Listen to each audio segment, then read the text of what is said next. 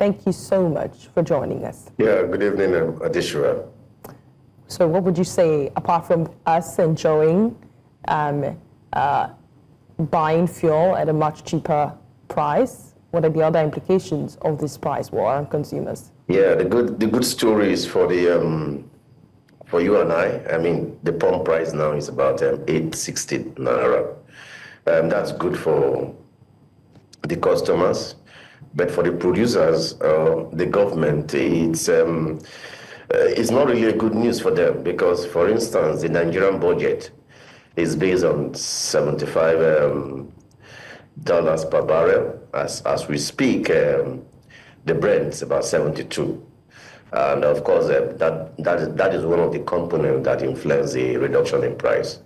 Though the other aspect, when you talk about reduction specifically for Dangote, of course, they have a very new refinery, meaning that they have a good process and, of course, cheaper crude because most of the freight, shipping, and insurance that importing fuel, they might not even incur it.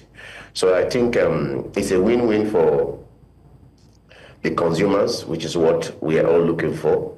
But on the other side, for the producers, it might be a challenge. And going forward, it might continuously be low because of the energy concerns of people like Mr. Trump with the drill, baby, drill mantra. Let's keep it in the country for now and hear what some of the people are saying on the street. The gist on the story is that when anything goes up in Nigeria, it never comes down. Now that it is coming down, are we likely to see it go up again? Or this is just down all the way from here? That's what I was trying to say. One of the key components where you've seen the price down, the oil price in the international market it is going down. I talk about the premium crude, which is a Brent, is about 72. It was higher than that before. And if that continuously goes down, of course, definitely.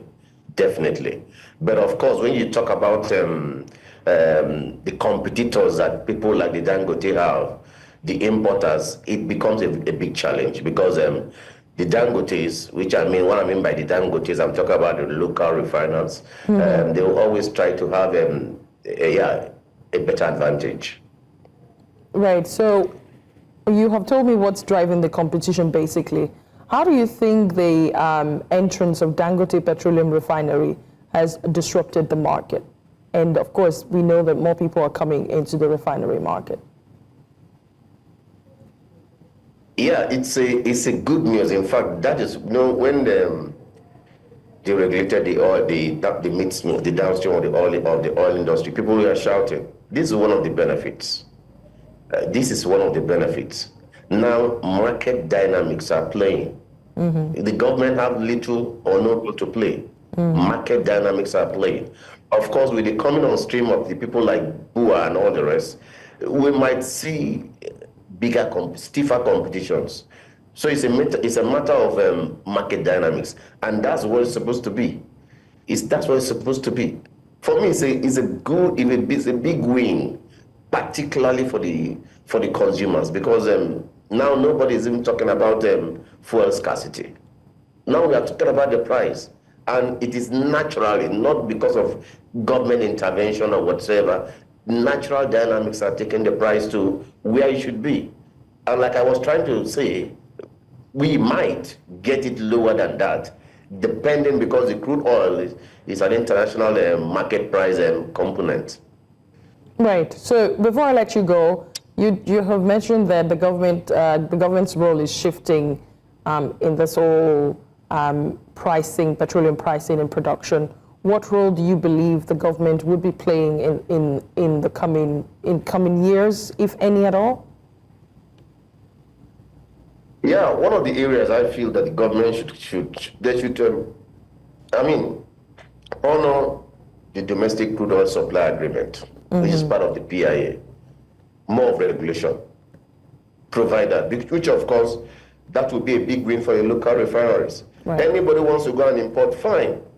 As long as you can survive the terrain. So government, particularly the NUPRs or the regulators, let them just do their job.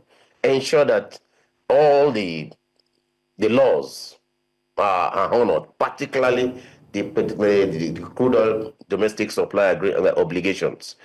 So once we can get that done, I think that will play a significant role.